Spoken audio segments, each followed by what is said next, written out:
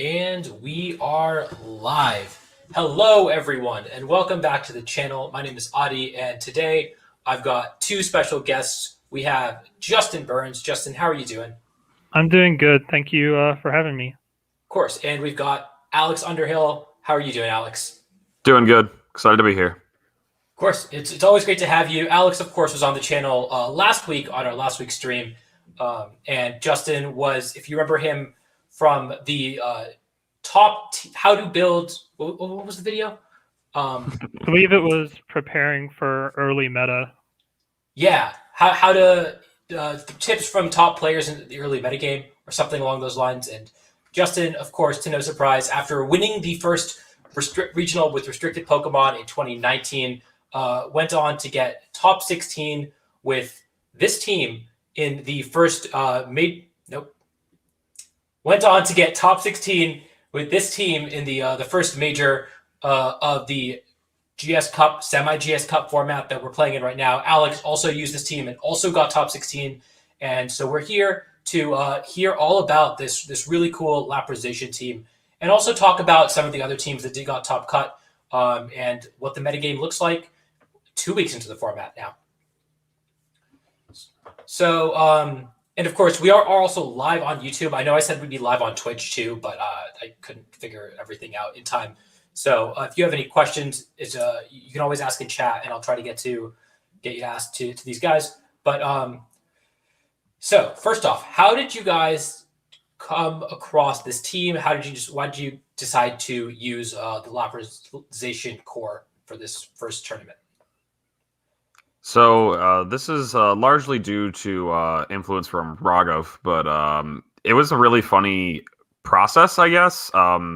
We were trying to make, or I was trying to make Zygarde work, and I was using, I don't know, just like a various different cores or something, and then I ended up coming about just to using, you might remember, the original Comfy team, like Comfy, Incin, Rillaboom, Lapras.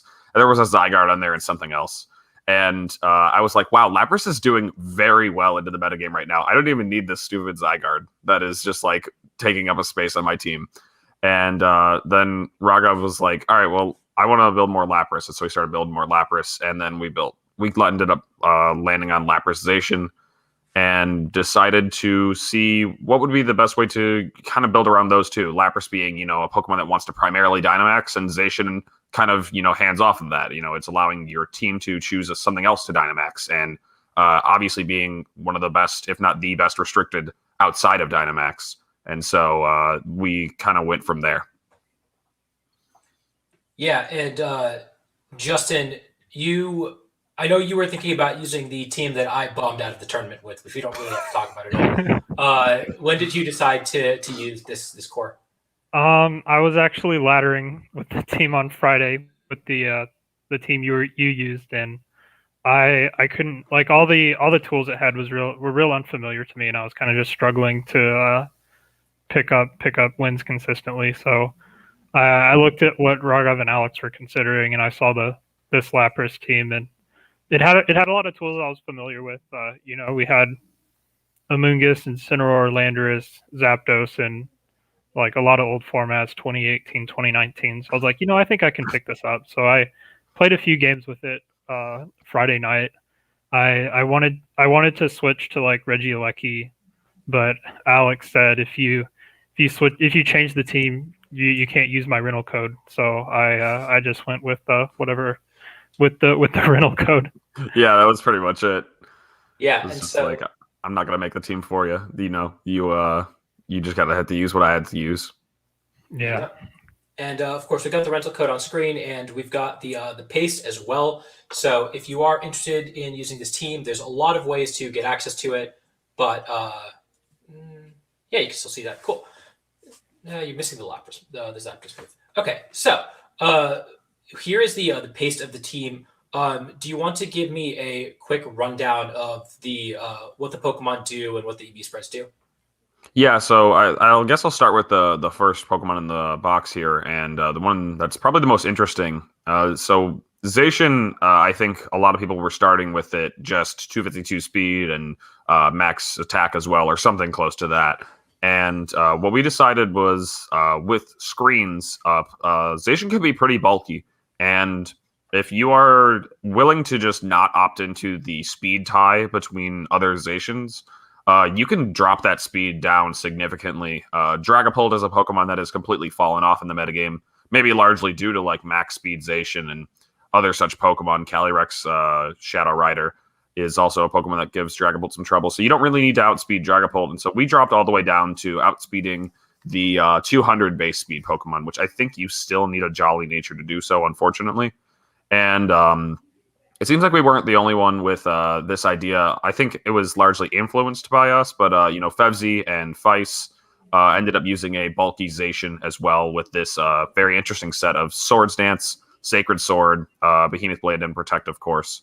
The idea being that there are a lot of steel types. There's a lot of defense boosting, stats or whatnot, and Sacred Sword being able to just go completely ignore that is really nice. And normally you see that kind of on like a Kartana, but this is the Sword Dog. It gets all the sword moves, you can name them. And so it does it really well too, especially behind screens. It gets turns to set up Swords Dance and wreak havoc. Yeah, for sure. And we saw a couple different moves. We saw, like, Zacian very rarely seems to run a fairy move in this format. Granted, the format is 1 week old. I guess we'll have to see how Zacian especially adjusts because it's such a new Pokemon to all of us. But we also saw a lot of substitute. But Swords Dance and Sacred Sword especially were such unique choices. And I think Zacian's such a strong Pokemon. People have to find really unique ways to beat it. One of those ways is really boosting your defense, like you said. And so knowing that if that ever becomes really common, if people are like really trying to abuse Max Steel Spike or Iron Defense or whatever to beat Zacian, then having Sacred Sword as a tool is going to be a great way to mix things up. Even though I think that I might be misremembering, but I feel like the substitute set was a little more common in Top Cut of this tournament. I actually don't know what other people were using. It is worth mentioning, though, that this was the most common quote-unquote archetype in Top Cut. There was 8 Zacian, and I think every single Zacian had a Lapras, which is like right. Kind of wild. I know how some of the players in the cut landed on it. I don't know how everybody landed on this. There's definitely different approaches. Like Desu's team is like really, really cool. I very much enjoy that team. Of course, I enjoy Feis and Fevzi's team, which is, I think, just 1 Mon difference. But yeah, like there's just lots of, I don't know. It's weird that there's all these Zacian Lapras, and they all came upon like the same conclusion that these are 2 Pokemon that are great to be used together. Mm-hmm. And I think the diversity in these teams, like we see a team with Alchemy and Sableye on it, from Tommaso Benedetti. I'm sure I butchered that name. We see, a version of it with Talonflame on it. There's so many different ways that people have built this, and I think that just goes to show you, one, how strong this core is, that it can be supported by so many different Pokemon, but also that we have a long ways to go in terms of optimizing it and figuring out the best way to run this core. And it's going to be really exciting to see how it develops as we move on in the Series 8 metagame. And so I guess moving on down the line, a lot of these EV spreads, again, were created by Raghav or stolen from like previous teams or previous formats. Actually, I think these are all brand new EV spreads. I was using a lot of old EV spreads, but Raghav wouldn't let me do that. So these are mostly made by him. A lot of the Pokemon are like speed creeping, just trying to play that endless speed war kind of game. And so the Lapras here, let's go ahead and talk about it really quick. This is a pretty standard set, a light clay Lapras, and I mostly just want to talk about Perish Song. I've always been a big proponent for the move Perish Song and teams built around it or not. This team doesn't feel very built around Perish Song, but it still uses it very well. I think most of the Lapras in cut were using Perish Song, and it's something that's really nice for also dealing with those defense boosting, special defense boosting, stacking, stat boosting in general Pokemon that just stack up boosts and you can't get rid of them. And this gives you the option to pseudo phase them, where you're like, okay, that Solgaleo is plus like 2 defense, plus 1 special defense, and also has a weakness policy boost. let's just give it 3 more turns on the field before I can get rid of those, since I'm not able to KO it.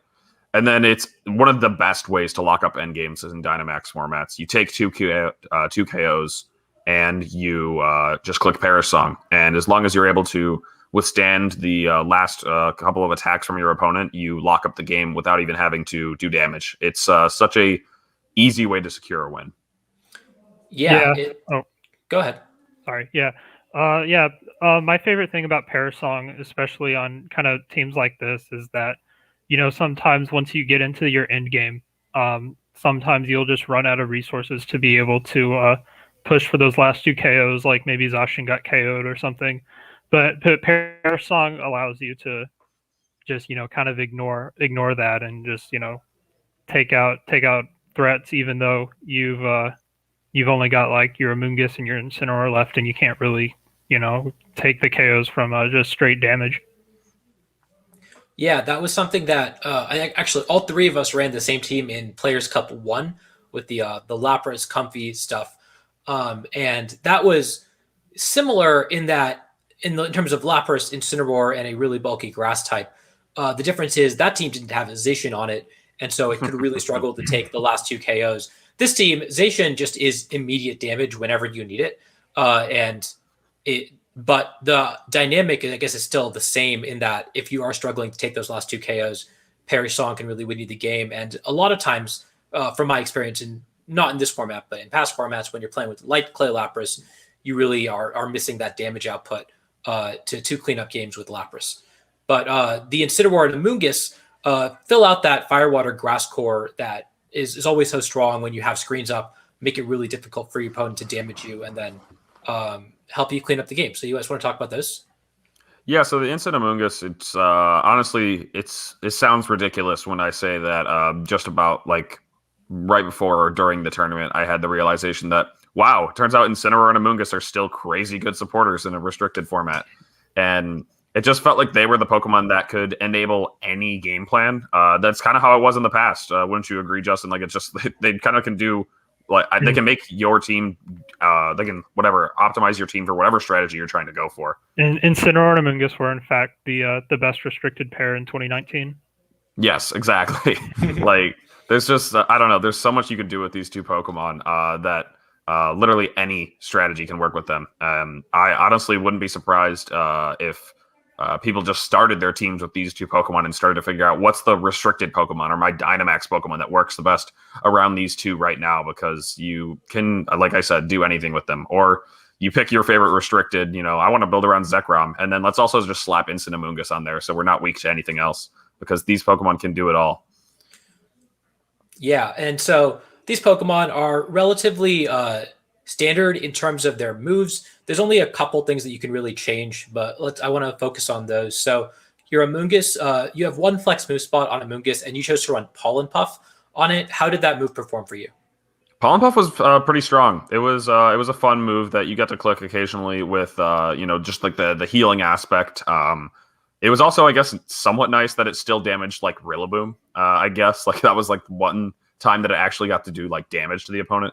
But other than that, yeah, it's pretty nice for healing. I think that's one of the main reasons for running an Assault Vest Incineroar. It's kind of what we did on the Comfy team. We had Assault Vest Incineroar with Floral Healing.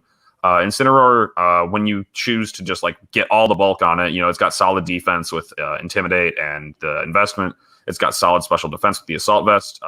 You can just keep switching it in endlessly into hits, and then eventually heal it back up, and then keep switching it endlessly back into the hits.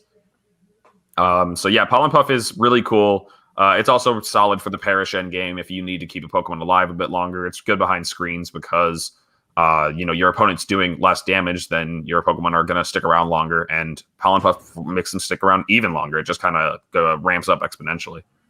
Yeah, Pollen Puff was honestly incredible for me as well, especially with Zacian.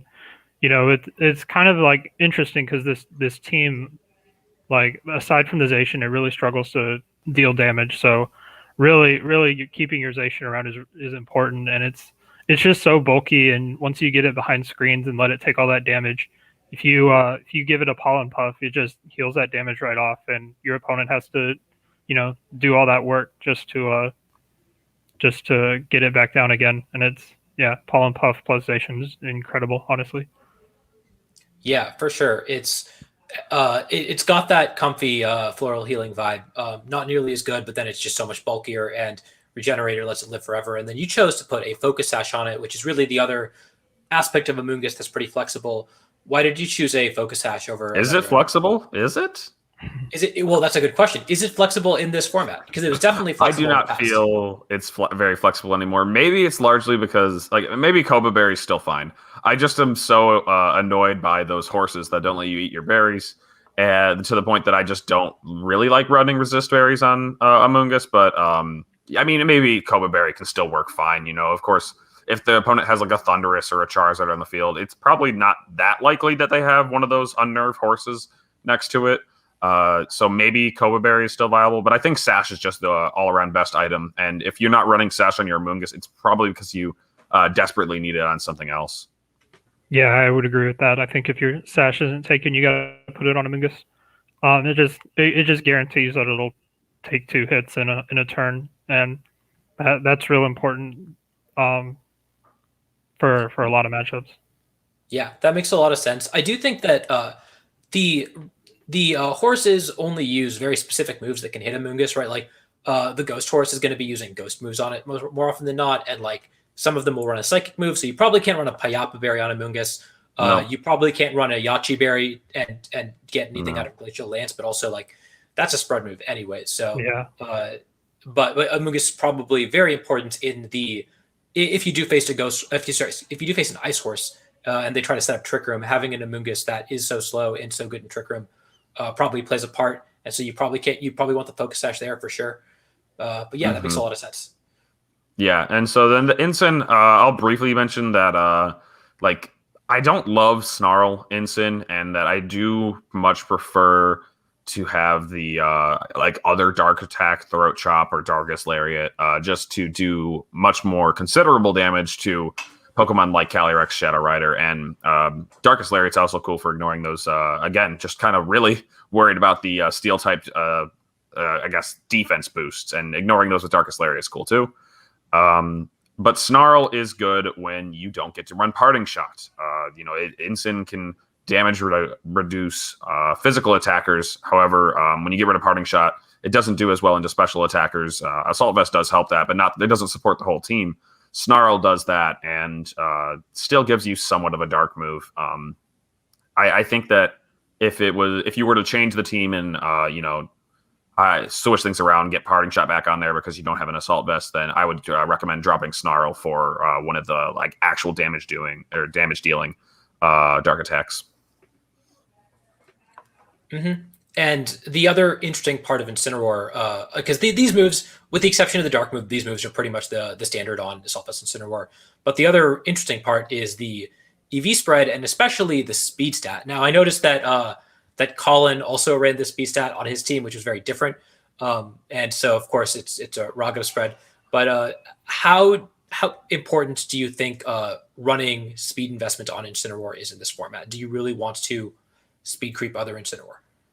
It's felt nice, honestly. Always having the faster fake out, it just, I think, enables your strategies more often. Especially, this might be a point, it might not be, but when you're running Ensign with Zacian, it's nice to have the faster fake out because Zacian is a Pokemon that is very susceptible to fake out. It can't Dynamax to ignore it. And so if you want to be able to, do anything in the face of fake out, you want to be able to fake them out first. Or otherwise, you're just kind of pressured into protecting. And so that's one aspect that I can think of that's a strong reason to have a faster fake out. Otherwise, I think it does just enable more and more of your strategies. We'll have to see how the speed creep war for Incineroar goes. I had an awkward moment in my match against Feist in Top Cut where I got eliminated, where my Incineroar had shown itself to be faster than his with the Intimidate reveal, and Lapras is built to be 1 speed point slower than Incineroar on this team, and so I doubled into the Incineroar, and it turns out that their Incineroar speed tied the Lapras. There's this 90 speed stat or whatever, just 90 plus 94, I think was where we were at, 94, 95, is really under fire right now. And so, I think that if I could have guaranteed being faster there, I wouldn't have mind dedicating 8 more EVs. It's a I don't know. It's an endless struggle. Yeah, I didn't have much of a hand in the EV spreads for this team, but I'm always a fan of Fast Incineroar. I think my NAIC 18 team had an even faster Incineroar, like Yeah. probably approaching the 100 stat. So, I'm no stranger to Fast Incineroar, and having the faster fake out is great. Alex hit the nail on the head with how Zacian is kind of weak to fake out sometimes. Yeah, for sure. And it feels like, especially early format, we always see Turbo Mungus come back into the fray. So us beating that is really important if you don't have a safety goggles. I know of at least one person who ran Turbo Mungus in top cut of this tournament. So that was very convenient. And then having a snarl that is faster than some special attackers, like potentially opposing Lapras, given how often that came up in top cut, I'm sure would have been very convenient as well. Moving on down to the next couple of Pokemon. These are kind of like the order that they've been added in. Landorus is the last Pokemon, and I'll get to that next. But Zapdos was on the team as a Pokemon that enjoys sitting behind screens. This is not your typical, should I say, you're not your typical, 2020, 2021 Dynamax format Zapdos. A lot of people are saying, oh, it gets Hurricane now. Let's slap on a Life Orb and go as fast as possible and run through their team. This Zapdos is much more stally. It's got Roost. It has foregone the flying coverage that it now has access to. And it's really there to just kind of end game. Roost and Detect enables it to just kind of last really long, especially behind screens. And it's a Pokemon that deals very well with Zacian. Our set doesn't hit around Zapdos' typing. A lot of Zacians are running that steel fighting coverage, and so are not able to hit Zapdos. And if they do if they do end up in an end game where they have to use Zacian through the Zapdos, static is going to come into play, and that's going to lead things to being favorable for you. You've got Heat Wave to hit them super effectively. You've got Roost, and like solid physical defense plus double Intimidate that really we just didn't want to lose to other Zacian. We have double Intimidate. We have our own Zacian. The team still feels a little bit suspect against other Zacian. So giving yourself as many tools as possible against Pokemon you're scary, or Pokemon that are scary for you, is important, I think. Yeah, definitely. And this is the one part of the team that I'm going to take a little bit of credit for, because at the end of Series 7, I was a big advocate for bulky Zapdos on especially teams like this, where because it endgames so well against Porygon 2 and against Urshifu and against Rillaboom. Sorry, not Porygon 2. It endgamed really well against Rillaboom and Urshifu and Celesteela, which were the three of the 4 biggest endgame Pokemon at the time. And Raghav also really enjoyed the set and just adapted it to this metagame, whereas Zacian was another one of the really powerful endgame Pokemon. But I know that Justin had some choice words about the Zapdos. He said he didn't want it on the team. What did you think of the Zapdos, Justin? Yeah, so I guess if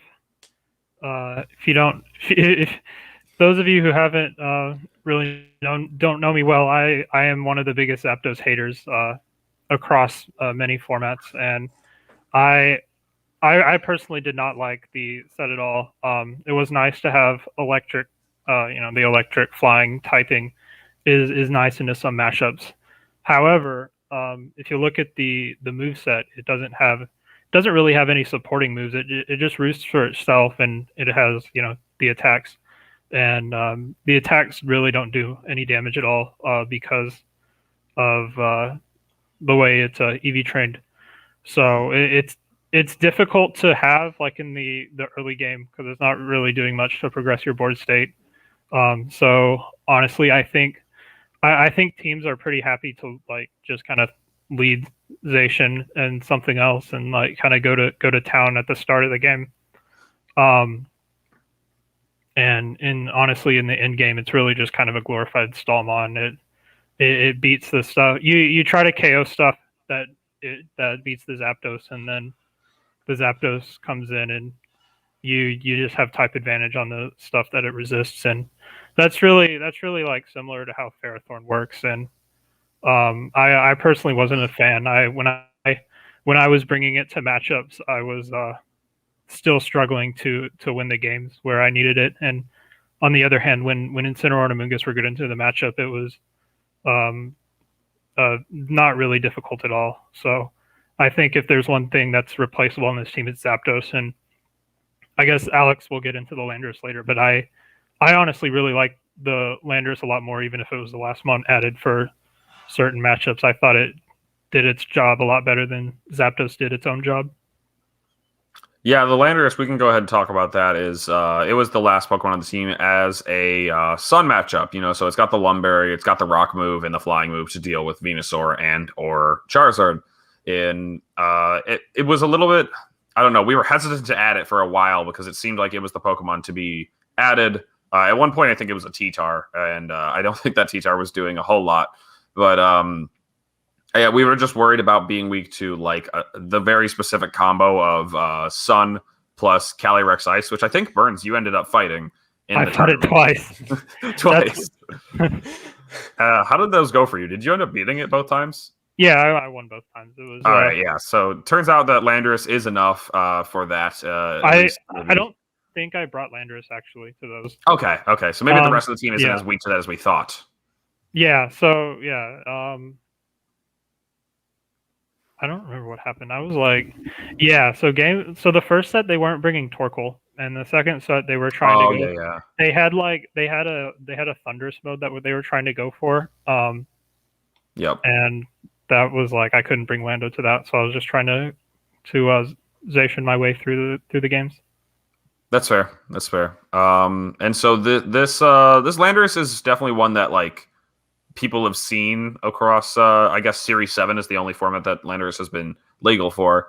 But this kind of Landorus is starting. It was picking up steam then. I think it's still picking up steam now, and it's just a solid one. You run the 3 moves that you want to be clicking while Dynamaxed, and Swords Dance, so that if you have turn before Dynamax to set up and kind of ignore the opponent's intimidate or move past it, the Swords Dance, then it can really run through the opposing team.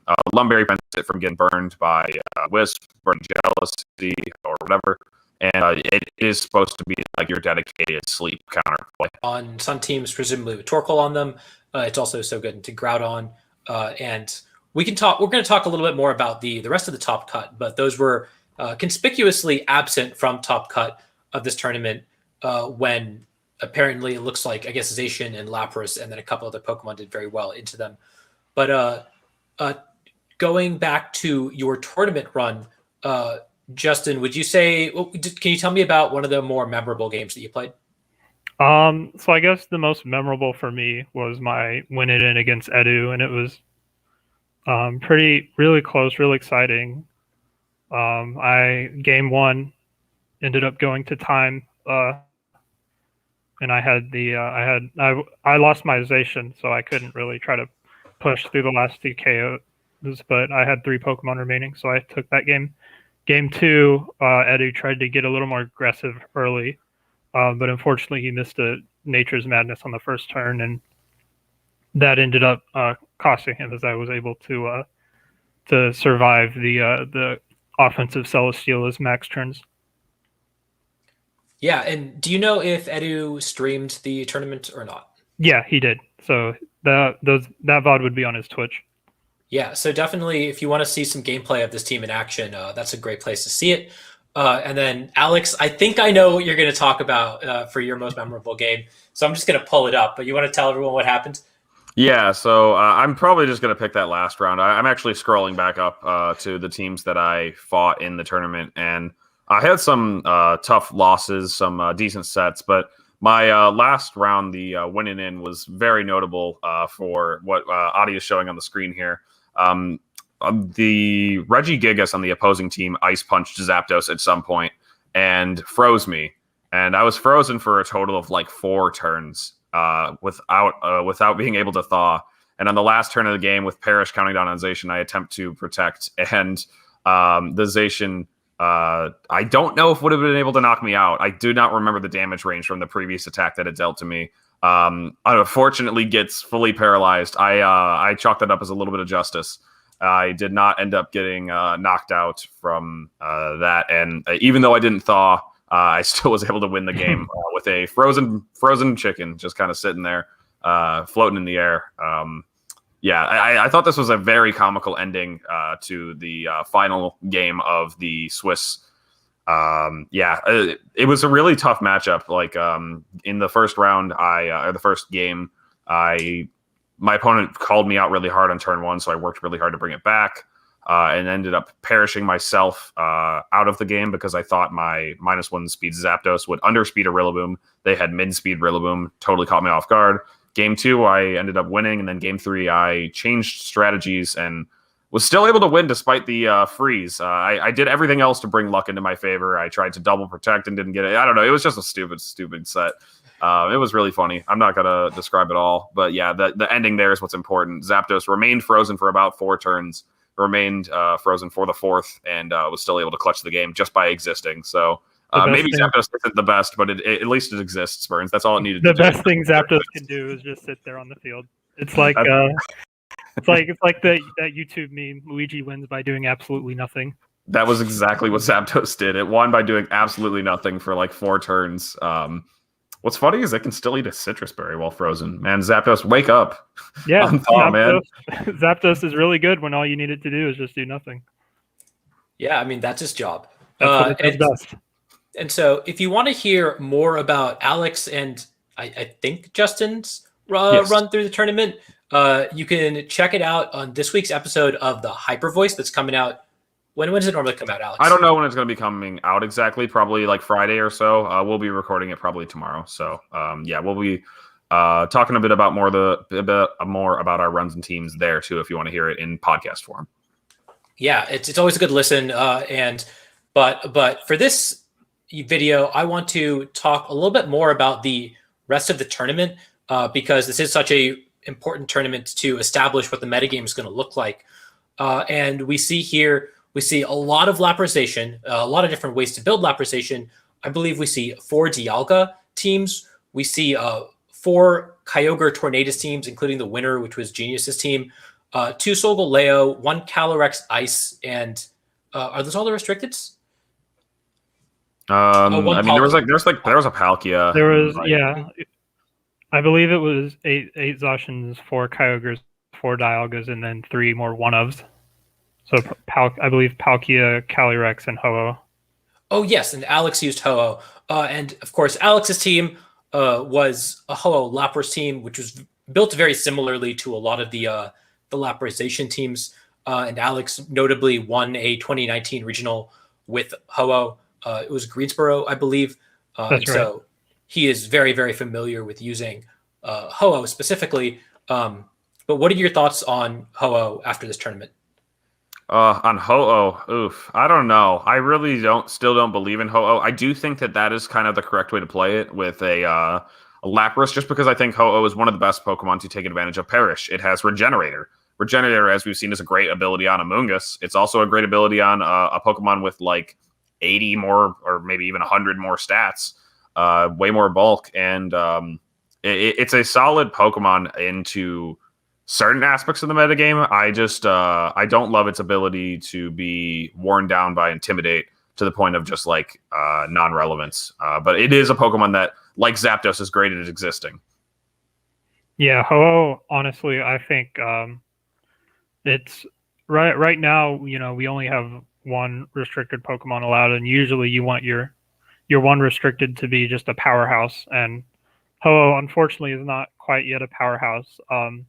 But it does, have access to Max Airstream, which is not something most restricteds have. So, Max Airstream is still like one of the most powerful max moves in the game. Can always, get you into really favorable positions. But there's not really much that can abuse it yet because you can only have 1 restricted. I think, maybe if we get a series that allows 2 restricted like old GS Cup formats, then Ho-Oh has potential to be really devastating by, airstreaming next to another legendary that can also deal massive damage. But it's still, a decent Pokemon. I don't think it's quite had its best run yet. I think we'll, maybe in a future series we'll see more of Ho-Oh, but I think right now you'd rather use one of the other restricteds. Yeah, I agree. I think that it's not the best metagame call right now. It is very good into something like Dialga, which we saw a lot of. It seems pretty good into Zacian. Zacian can't really hit it too hard. It. But that being said, especially its just general inability to sit in front of Kyogre, given how common Kyogre is now. This team that Alex used looks like it hedged really hard for the Kyogre matchup, and that's kind of the way you got to play it. But I'm personally not a huge fan of Ho as your sole restricted. The other restricted, one of the other restricteds that only got one slot in top cut was Calyrex Ice, which is Professor Ragna. Did you guys get a chance to look at this team at all? I don't think they posted it on Twitter. Honestly, no, I'm not too familiar with the team. However, my thoughts on Calyrex Ice is that it's a pretty awesome Pokemon. I think the one thing that it has working against it is everyone's like fear of it going crazy and just never hitting it super effectively to activate any weakness policies. Every team is going to start running like an Incineroar. It's obviously very strong in restricted formats, and Amoonguss is solid too, and it underspeeds it in Trick Room. So, if people start to build around those two Pokemon and just play cautiously around it, it already still has like a big like bullseye on his head. So I think people are still going to respect it, and thusly, it seems like it's not going to shine too hard until we see the right team for it. Yeah, Justin, I think. do you have any thoughts on? Yeah. So Porygon 2 in DD Calyrex Ice is something I tested pretty early on, and it's definitely strong. Looks like this player opted in for more conventional mons when I was trying to go like hard Trick Room with Sun and things like that. So there's the Incineroar, the Kartana deals with Kyogre stuff kind of well when you max it, and Moltres strong into Shadow Rider Calyrex, which Calyrex Ice definitely needs a lot of help with. P2 and Indeedee also being immune to those ghost moves. But yeah, I think it's a pretty cool team. I'd love to see more from Calyrex Ice Rider and both Shadow Rider, even though it didn't make top cut. But I think they're both strong, and would like to see. Hopefully, we'll see more of those in the future. Yeah, I agree. I think that they're brand new Pokemon, and so they're very different. You have to figure out new ways to build them that are very different from the teams that we've seen in the past. And so it's going to be interesting to see how the Calyrex Ice teams and the Calyrex Shadow teams develop. But Calyrex Shadow wasn't the only notable restricted that was missing. We also see no Xerneas, no Groudon, and no Eviltal, all of which I think people thought would be pretty good restricteds to be using. What are your thoughts on all of those Pokemon missing cut completely? I can start us off with Yveltal and mention the like 5 or so Moltres that are in the cut. Again, they are not one-for-one Pokemon. They are not the same. They do different things. But if you need a Dark Flying type, I think that a lot of teams are going to have a better time choosing Moltres, as it's still a very strong Pokemon for that typing. And saving your restricted for another slot. It can do really cool things next to these steel type restricteds. I think it's paired with a steel type. No, almost every time. I guess it's on that Calyrex Ice team. But otherwise, you see it with Desu on the Zacian team. You see it on the Solgaleo teams from Pato and Marco Fiero. And I think you see it once more with a Dialga. I think it's a really strong Pokemon still. And I honestly, even if I was given the ability to run double restricted and nobody else could, I might even still consider running Moltres over Yveltal because of some of the things it has going for it. Just like Nasty Plot and Berserk. And I don't know, it just does, in that Fiery Wrath, of course. How could I forget the Fiery Wrath? It's just, Moltres almost feels like it's a little bit better than Yveltal just because of some of those aspects. Yeah, definitely. I think that they are very different Pokemon that happen to share the same typing. And when you have only one restricted, it's really easy to just say, oh, I want a Moltres instead of the Eviltal. A lot of the Pokemon, like Eviltal in the past, was always a useful restricted because it paired so well with other restricteds. And now you don't get to do that. And so we're going to have to find new ways to build Eviltal so that it's a little more of a standalone Pokemon. But Moltres was when you're using Moltres, it feels like you have 1.5 restricteds in a lot of senses because it's just such a good Pokemon on its own. Yeah, I think I think one of my hot takes at the start of the series was that Hoa would be better than Yveltal, and I think we're seeing that a little bit, but it's still, it's still a lot of time to go to decide on that. I think Yveltal being really weak to Zacian is pretty bad in the meta right now, just because you see all that Zacian, but it can handle the Kyogre teams kind of well, I think. So maybe there will be merit to running it, whereas Moltres doesn't quite have the stats to keep pace with Kyogre teams. So I think we might see more of Yveltal later, but it's up in the air. Yeah, and then another restricted that we thought we'd see a lot more of is Groudon with this just very natural synergy with Venusaur that was such a pertinent threat from Series 3 onwards. And it kind of bombed this tournament. I know I faced one that ended up losing their win-in. That was Taran. But I think did you say that Edu played with Groudon as well? Yeah, Edu used Groudon, and I played. Or did Yuri? Yuri also used Groudon. I think Yuri and Edu used the same 6, but yeah. So it sounds like there's a lot of very good players who were trying to build Groudon before this tournament, and they all I think got very very close to top cutting, which on one hand could mean that like it's a Pokemon that has a lot of potential. There's a lot of good players trying to build it, trying to figure out how to use it properly. On the other hand, the fact that so many good players used it and didn't top cut might mean that it's maybe not just as good as all of these Kyogre teams, all of these Lapras teams. It just doesn't have the strength that these other compositions do. I'm not really sure which way it's going to go. My opinion on Groudon is that it hasn't seen its full potential yet at all, and I still think it's really incredible. I was going to bring it to this tournament until I settled on using Lapdog, and I think one of the things that's holding Groudon back right now that the teams are going to have to work around is how it matches up into the steals. It's just that it seems very tempting to pick the ground-type restricted when you see so many steel-type restricteds, but oftentimes they're carrying a weakness policy. Dialga, Solgaleo, I don't know, Duskmane. They often run weakness policy, and they also have that steel spike, that max steel spike boosting their defenses. Whereas Groudon, like if you look at how it matches into Dialga, it's actually not winning that matchup. You're giving them their weakness policy if you choose to actually try to do damage to them. If you're not doing damage to them, then of course I think the Dialga is just going to run away with the game. You get that special defense boost from a max ground. However, they can max Wormwind you in return. They can max Steel Spike in return. And they're not activating your weakness policy just by attempting to do damage, where you are attempting to, they're activating their weakness policy if you attempt to do damage. And it just ends up not working great for Groudon. And it's frustrating because you think that the ground type restricted should be able to beat these steel type ones. But between Dynamax and weakness policy, it really flips the script. Yeah, so my thoughts on Groudon, I'm gonna stray a little bit away from Pokemon and make a quick analogy. I know Audie's a big Yu-Gi-Oh guy, and I play the online Duel Links game.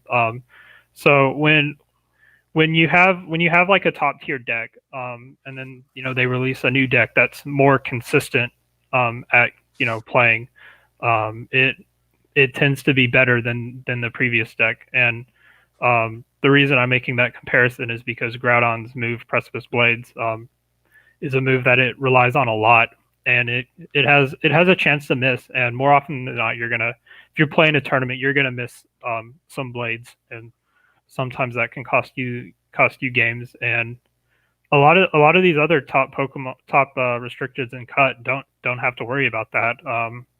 Zacian doesn't have any moves that can miss except Play Rough, which nobody runs.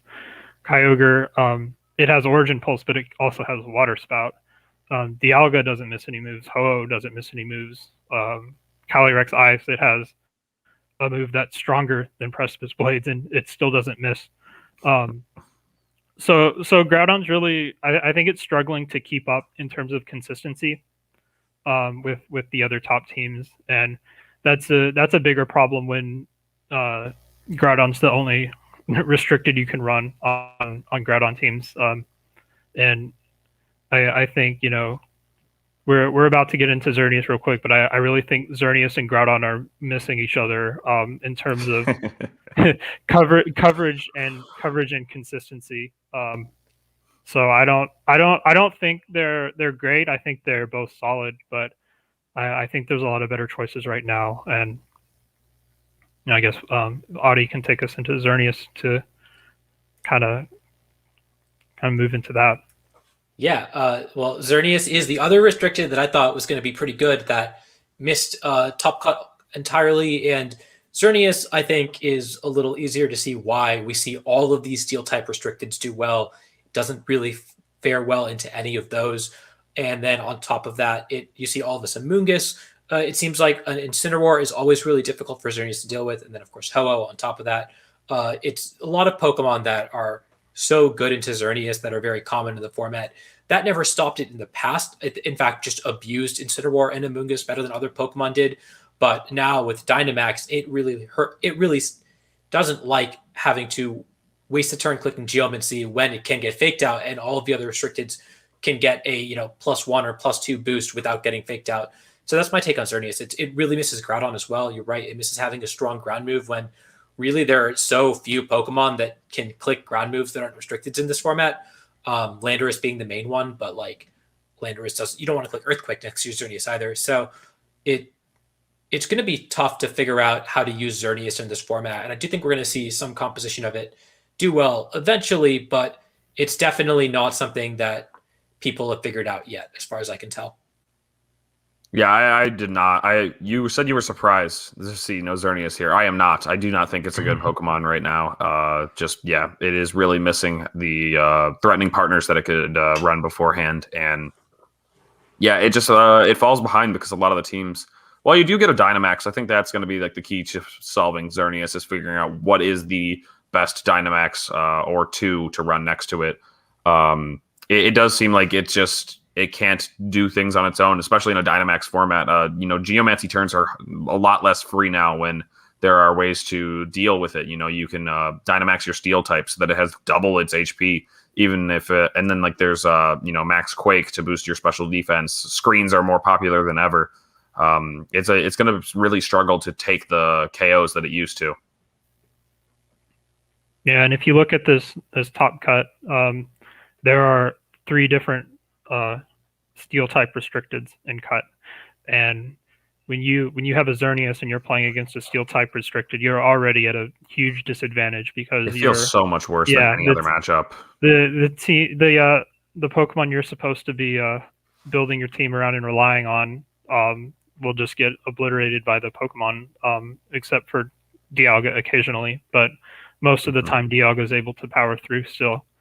It's just real difficult to have to be the only legendary on your team, and the best Xerneas set in the past only had Fairy. It never had any coverage, and now you've got all these restricted Pokemon that have incredible coverage. Zacian, a Fairy type that's already super fast, already gets +1 attack for free. I think you have to work a lot less to sweep with Zacian than you do with Xerneas. So I think it's struggling until we move to a 2 restricted format where it can have Groudon and Kyogre to help put pressure on teams when you can't Geomancy reliably, or put pressure on teams so you can Geomancy reliably.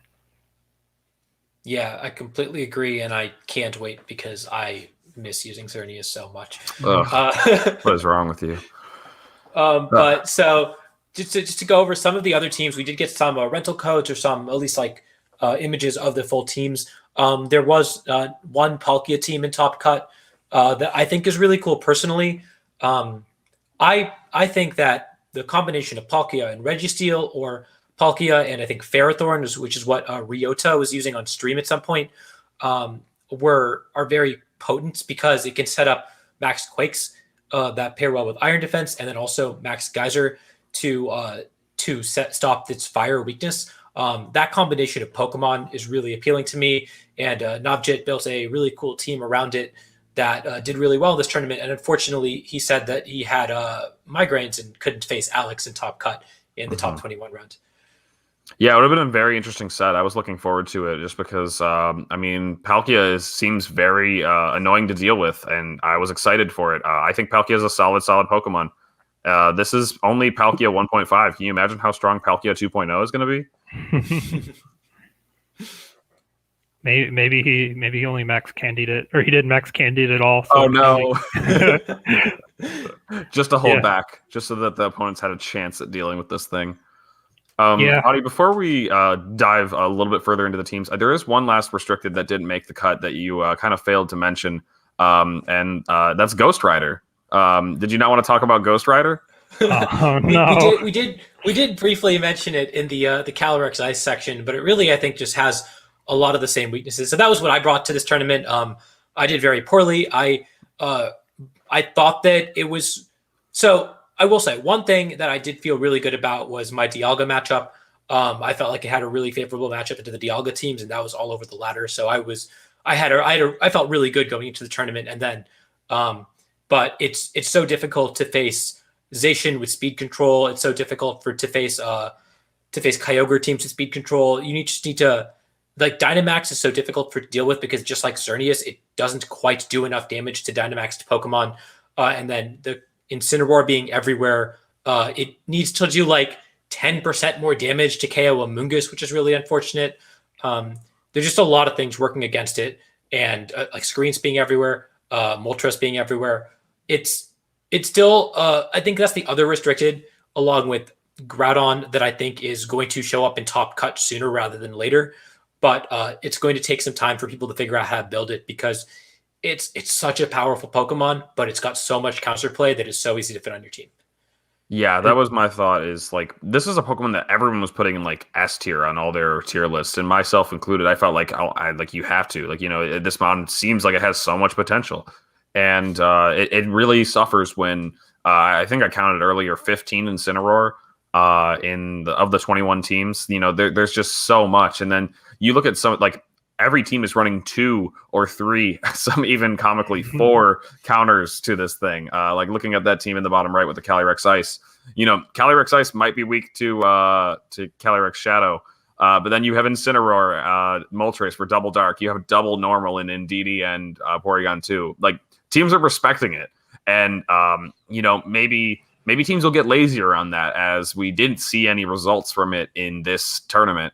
But yeah, people are running like even Pado's team. Solgaleo is scary into opposing Shadow Rider, and so he's got Porygon 2, Moltres, screens Grimmsnarl.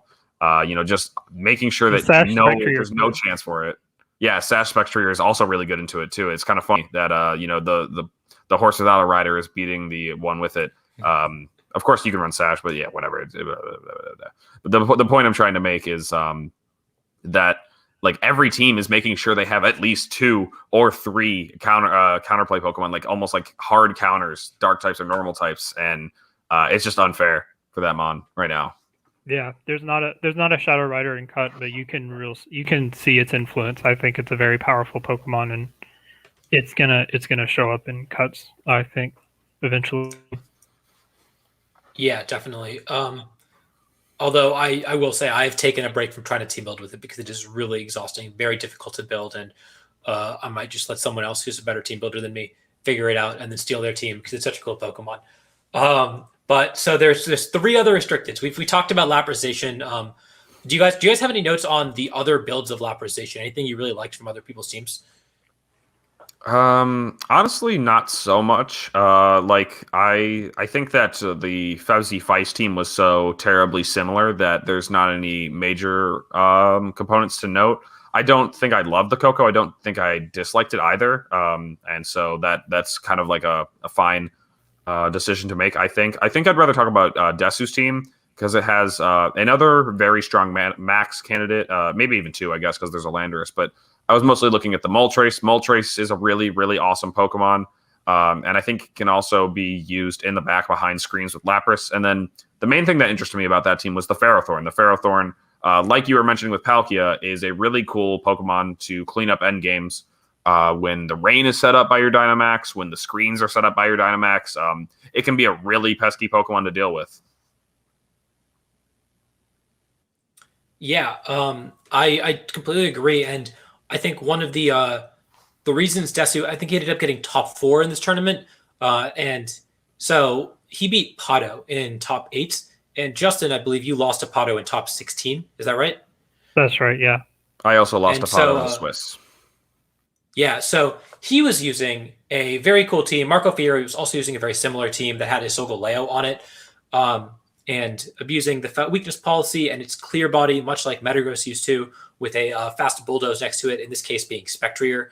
And this team was very cool. This team was very cool. The moves are in Italian, but you'll have to trust me. And the rental code is on screen. But and I believe this is the team that we'll be doing top team testing on this week as well. So you can hear a little bit more about it later this week from my channel. But what I really want to talk about is how Ferrothorn kind of flipped this switch against this team, where you guys didn't have an answer to the Solgaleo, to this like really really powerful steel type, and Desu did, right, and that was part of the reason why he managed to beat this team. So really quick, as a side note, Adi, if you want to pull up the moves in English, I did just link it in Discord, as I had the public paste from facing them in the tournament. So very good. I transcribed the Oh yeah, team if you want to pull that up too. Oh, that's also available, isn't it? Yeah, Burns did that. I forgot. Okay. But yeah, I kind of got lost. I lost track. We were talking about Ferrothorn, or were we talking about this team? I can't remember.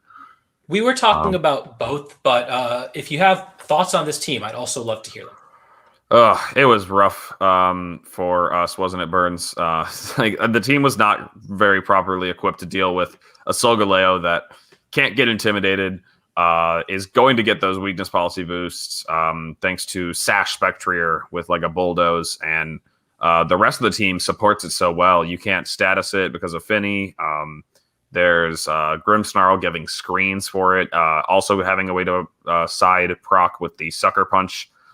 It felt obnoxious for me to play. I got dominated in 2 games. I know Burns was able to take it to 3, but it felt very negative. I got really close to taking the set. Games 1 and 3 were both very extremely close, but I agree that matchup's real negative, and I had to have everything go my way. I didn't necessarily have to get lucky myself, but I had to not get unlucky, and that's part of Pokemon. So unfortunately, things did not go my way, but it was a really close set, and it's really strong. I think the one main thing I learned, I've actually played with it a bit since the tournament, and from playing against it, I think Spectrier Solgaleo is a really, really, really oppressive lead. But if you can get past the first few turns, you can. It's a little bit easier to manage. Like the first few turns are just so pivotal. I think it does kind of struggle against Kyogre a bit, which might hold it back going forward. Just because Kyogre won this tournament, and I think we can expect to see it rise a lot in usage, but still a very strong team. Spectrier Soul is just crazy, man. That's all I can say. Yeah, it's a team that I'm excited to test out.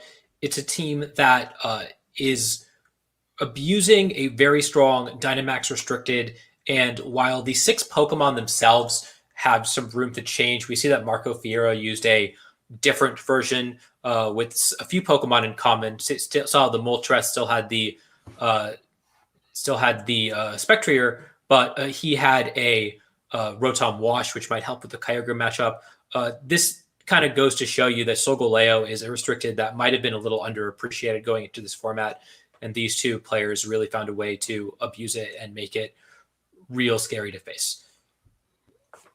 And so going into the last 2 restrictions that got top cut, there were 4 Dialga in top cut. I believe the only person who's posted their rental code is Colin, the Battle Room. So, and if you aren't subscribed to him on YouTube, make sure to go check him out, because He's a friend of the channel and makes really, really good content and is a significantly better player than I am. So you can watch some really good gameplay there too. But he posted a rental code. And so what are your thoughts on Dialga? Dialga might end up having what we saw happen with Metagross in what was the series? Series 7? Yes, it was only legal in Series 7. Yeah, like early metagame, we thought Dialga was going to be insane, and or not Dialga, we thought Metagross was going to be insane back then, and then it turns out that it didn't quite shine as brightly as we thought in Players Cup. I think it was what the first major tournament was, because man, that format was so fresh when Players Cup came around. We won't be seeing that this time around. Anyway, Dialga, however, I think had a bit of a better performance. It's I think a bit of a stronger Pokemon. Obviously, it's a restricted, but I think that I don't know. Something about Dialga, I think, will cause it to fall off. People are going to learn to deal with its damage in different ways, whether it's, snarling and parting shotting it down, setting up the screens, and it really is a Pokemon that needs its weakness policy activated by its partners, and unlike Solgaleo, its stats can be reduced, so it's a bit more manageable. I still think it's an incredibly threatening Pokemon and can run over unprepared teams.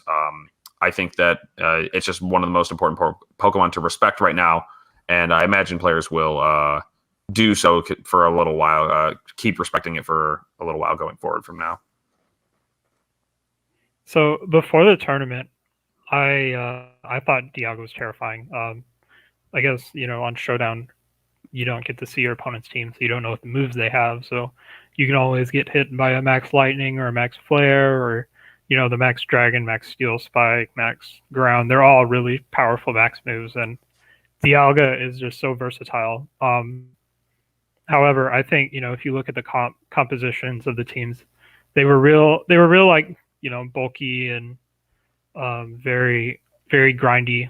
And I think that kind of style got outclassed by the Zacian Lapras stuff, just because Lapras is a lot better, not at doing damage, but at, setting up screens and, having Perish at the end. And Zacian is much faster than Dialga and able to get much more immediate pressure. I think, most of the Dialgas were weakness policy, but Dialga is still very versatile. Probably one of the most versatile restricted Pokemon in the metagame right now. You can see Colin's team has the three strong max moves. I actually played against a Dialga that had Trick Room, and it would Trick Room for the Glastrier, and the Glastrier would come in and just be such a huge threat. So it can really do a lot of things. I think we'll definitely see more of it in the future, but I think it can be quite passive sometimes, especially if it can't handle Incineroar, which can Snarl or Parting Shot and fake it out when it tries to Trick Room, things like that. But it's just its passiveness might get exploited, but I do think we'll see more of it going forward, especially since Xerneas isn't as strong, and Dialga in the past was held back by its inability to deal with Xerneas despite being a steel type, and because of that you just wouldn't run it because you want your steel types to handle Xerneas, but it doesn't need to do that anymore. It can, if you face a Xerneas, you can just steel spike it. It's fine, don't worry about it. True. But yeah, Dialga's great. I think it's great. Yeah, I do think that. So I think that you're right. It does occasionally just not do enough damage, and Colin on this team has has the Grimmsnarl to really enable that, as well as the ability to proc your own weakness policy. But I think my main concern about Dialga, it is a really good matchup into the restricteds that did well. It's pretty good into Zacian if it can get Steel Spikes off, because it can Earth Power and do a lot of damage back. And it seems very strong into Kyogre, resisting all of Kyogre's attacks. It is a little weak to Kartana, which most of the Kyogre teams did have on them, but it's not so good into some of the restricteds that didn't do well. I think it struggles with Groudon very often. It can boost its defenses up, but Groudon does hit it super effectively. And also it struggles, I think, into Calyrex Ghost, which really underperformed. And so if those Pokemon pick up in usage, also I think Yveltal, if it's running Snarl, can really deal with Dialga pretty effectively. So those Pokemon, if they ever pick up in usage, are going to be really difficult to handle if you're running a Dialga team. But right now, if the metagame is just going to be Zacian and Kyogre stuff, Dialga is definitely a Pokemon I'd be strongly considering. I think it is important to note that, despite Dialga having strong matchups into restricted and cut, I think most of them did lose early, which could probably be a testament to how good Spain and Italy and Germany are, just because this tournament was kind of Europe dominated. But it could also mean that the matchups look good on paper, but probably not so good because of Dialga's passiveness. At some point, we're just going to accept that the Europeans are better than us at Pokemon. Oh, never. They for sure are, but yeah, I pointed that out when we had the team report for the one European team report we had on the channel. That getting top 6 in Europe was way more impressive than getting top 6 in North America, was my take. But yeah, I mean, this is the American version of Dialga. I don't know where the other people who use Dialga are from. The one I played was from Portugal, and so it's not just Americans, not just like silly Americans using this overrated Pokemon, but I think other regions are still using it.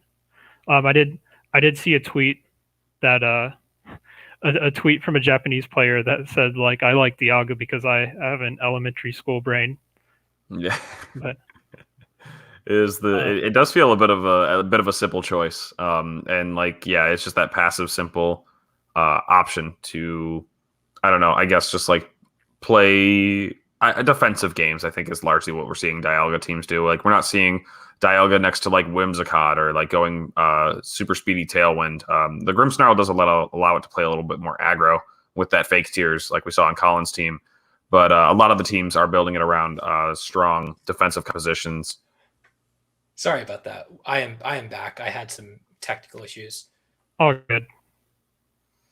We were just talking a bit more about Dialga. Can you hear us? Yes, I can hear you. Can you hear me? Yes. Awesome. Now let me see if I can pull up the... Nope, not that. Where is... Nope. Okay. I'm actually gonna grab my laptop charger while we were on a bit of a break. Yeah. Well, if you have any questions in chat, now's a good time to fire them off. Because we're gonna talk about Tornogre next, and then we can stop talking about Pokemon finally. Which is really all we want to do. I'm just trying to find the Safari window that I was using because it's not appearing on StreamYard.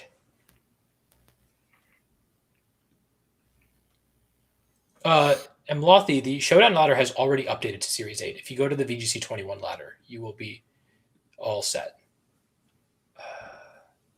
And just as of yesterday, the in-game ladder is live too. So all the options for practicing are available to you now. Yep. Okay, let's try again. Nope. Really? Yeah, you can just blow up my DMs. Go ahead. Yeah, you still need to DM Lexicon about anything and everything. Exactly. Okay, here's what we're going to do. We're going to... No, not that. What if I just open another window in Firefox? Will Firefox listen to me? Yeah, so we had some technical issues. I had some technical issues earlier that wouldn't let me... stream on Twitch and on YouTube. So now we are just streaming on Twitch. And hopefully... Okay. Can you see this? I can see it with my eyes.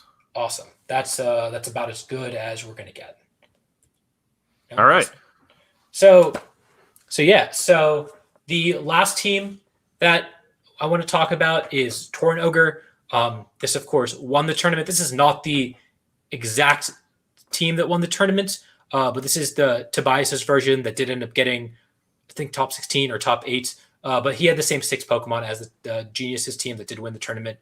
Did you? This is obviously a team that has done well in Sun Series and Moon Series. Feels like it's almost the exact same team. What are your thoughts on the Tornogre archetype? I am so bored. Also, Adi, you might need to fix the image. It's not showing all the moves, and it's kind of glitched out. You might need to just like close it and open it again or something. Just refresh the page. Oh, it's being a little weird. For some reason, it's only showing 3 attacks for those bottom Pokemon. However, it might be pretty easy to infer or such. Anyway. That's not. Oh, now it's significantly worse. Nice. No worries. Okay. I don't know, Justin. What do you think of the team? I think it just bores me to death. So it's you guys a have lot. seen Tornogre enough. I don't need to show you what Tornogre looks like. We're just going to talk like this. So it's really no surprise that Tornogre did so well. It's just, you know, everyone secretly knew it, but nobody wanted to see it. I guess except for Tornogre users, but it was it still does Tornogre things. It can now, it doesn't have to use Scarf Kyogre anymore. Actually, I think Scarf Kyogre is probably not that great. You can Tailwind with your Tornadus. You can Electroweb with your Regieleki. You can max Airstream with your Kartana, and you can, you know, I think I've seen people go for like max Strike off of Hyper Beam on Regieleki, and I don't know, it's crazy. I think, you know, I think something worth noting is Kartana on the team, just because I think most people that have played the team say Kartana is an incredible Pokemon, which it is. It's an incredible max Pokemon, especially when you have Rain to protect it from fire moves, and you can max Airstream like discussed. You can max Overgrowth and like kind of heal your team. You can and like get even stronger grass moves. You can max Knuckle to shrug off Intimidates, and you know, max Steel Spike to get defense boost. It's just kind of crazy all around, and it's a pretty pivotal part of the team, and especially since it has, you know, a pretty good Kyogre matchup, right? And it can, you know, resist Regieleki. It has an Assault Vest, so I guess it can take Hurricanes from Tornadus kind of well, but and it ignores the Amoonguss. So like I think Kartana Kyogre, it kind of deals well against itself. It's so it's just such an important Pokemon in the mirror that, and it's, you know, like Audie said, it's good against Dialga. Can you know, really it can do anything, honestly, if we're being real. But it's good against Incineroar or Amoonguss. Like, and well, I think the Incineroar matchup is kind of even, but it can still, you know, kind of get fits with the Sacred Sword and the Max Knuckles, and Kyogre just deals with the Incineroar anyways. So right, yeah. That's one of the things that it's so unique about the Kyogre as a restricted is that it might be the only restricted that does really well into Incineroar. There are very few other restricteds that can say that, and given how commonplace Incineroar is, it's largely because it's so good into every other restricted. Being able to do that is so valuable. And then Kyogre itself is so versatile a Pokemon now. It used to be like kind of a one-trick pony, but now it gets to Dynamax and Max Geyser in the rain off of base 150 power. So crazy, especially since you can set up Tailwind for it. Yeah. It's just like it just really, it's such a, like, it used to be a relatively straightforward team that was just very powerful, and now it's a less straightforward team that is still very powerful, and that just makes it so much scary to play against. Yeah, and if you try to like switch in a Groudon into Kyogre, it Dynamaxes and Max Geysers, and now the rain's back up and your Groudon's in, and you've got to switch it back out and take a ton of damage still. And it's, if you have a Torkoal, you switch it in, it's just dying to a Max Geyser in the sun. It's it's a crazy Pokemon, and I think Dynamax and the, you know, speed mechanics help it really well. And I had one other thing to say about it. Yeah, I mean, it really is that dynamic speed changes. Go ahead, Burns. Yeah, and like Groudon, because of that, it doesn't really deal with it well. And now, since teams can't run like a restricted plus Groudon, you can't like have like your other restricted do damage as you're switching in Groudon, and so you've really got to figure out other ways to deal with it. And it's a very difficult Pokemon to deal with.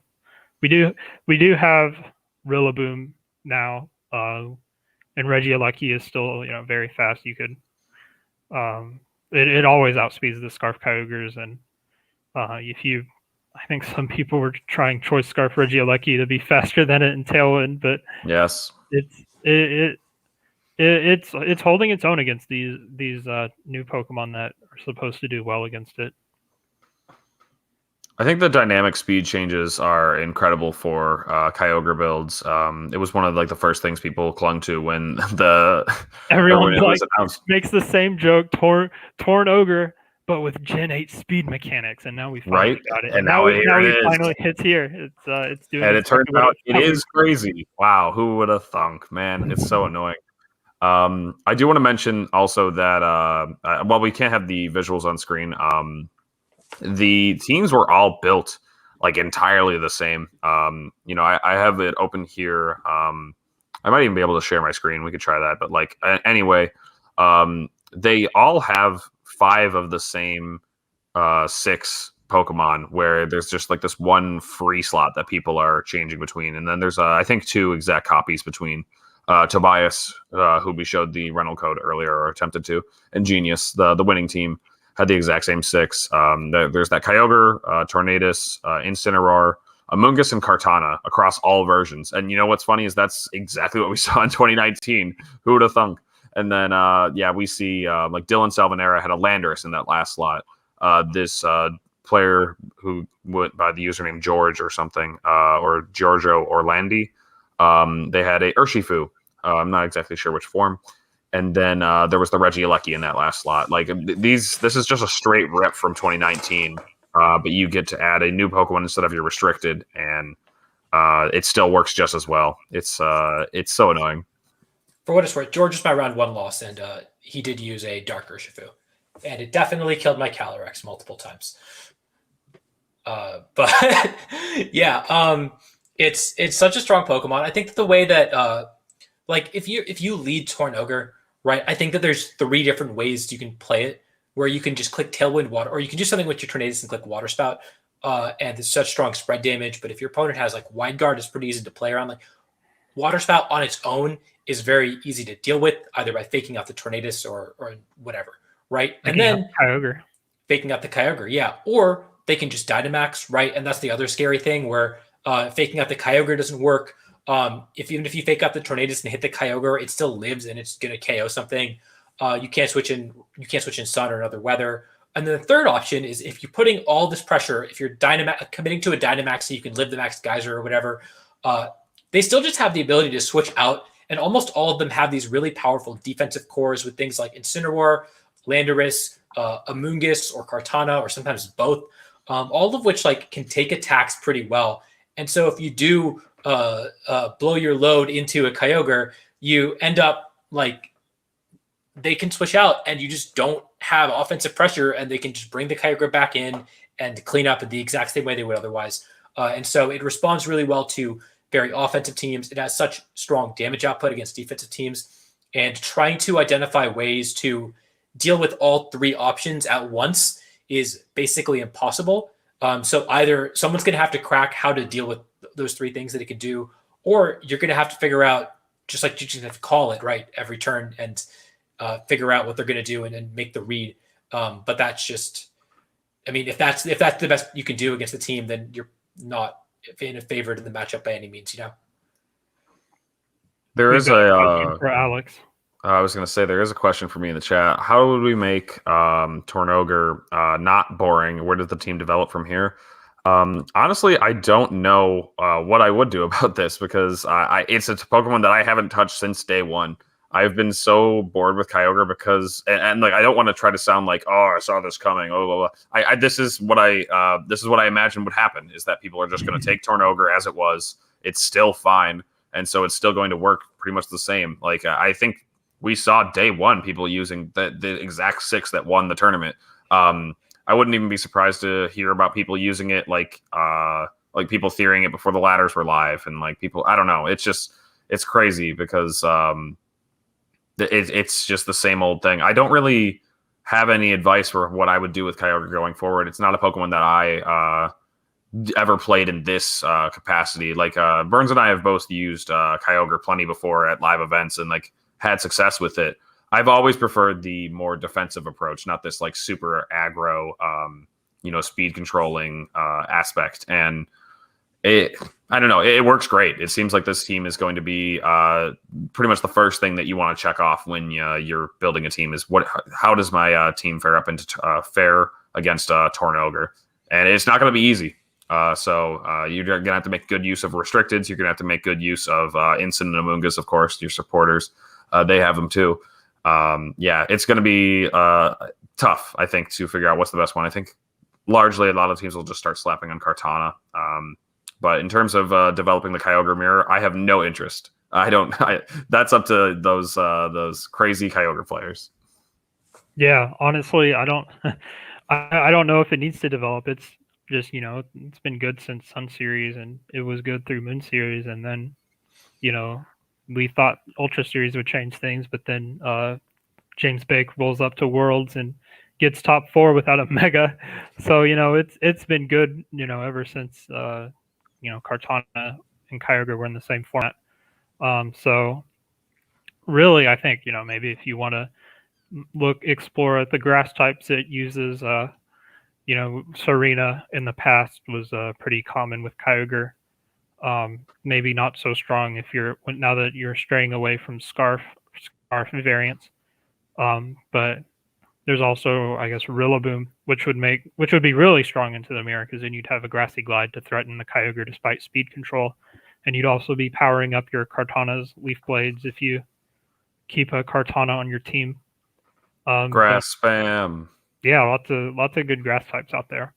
I think at some point during Sun Series and Moon Series, people were using like up to 3 grass types, which might have to start doing that now too. Mm-hmm. There's another question here from Dandy. I believe that's Thomas DeRosa, right? Yeah. Who asks, what would you say is the most effective counter your team has? I don't know if this is talking about the Lapdog team. Lapdog and how it deals with... Okay, so Lapdog and how it deals with the Kyogre. Honestly, it looked iffy, but I played a Kyogre in some point in the tournament. I guess it would have to be during Swiss, because I didn't actually play any Top Cut games. Oops. No, I did. I lost I got by in the first round, basically, from a no-show, and then I lost the next round. But I played Kyogre some point in Swiss, I thought, and it went very well. Lapras and Amoonguss in the lead is a very strong way to deal with their Pokemon. You get up the screens, they have to address the Amoonguss almost immediately. And so you can bait that with a Protect, you can switch out, and start putting on pressure that way. And then late game, Zacian and Zapdos behind screens just do incredible things. You wouldn't believe the stuff that Zacian can do behind screens. I don't know if we talked that up enough at this point.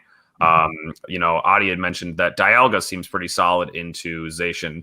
Behind screens, it's easily living that Max Quake. It's hilarious. I was at about 60% once, and this Groudon went for Precipice Blades, and I remember surviving it or something because of screens. The Pokemon has incredible bulk already that can just be further amplified by the screens and by Intimidate, and it really just hangs on forever. So I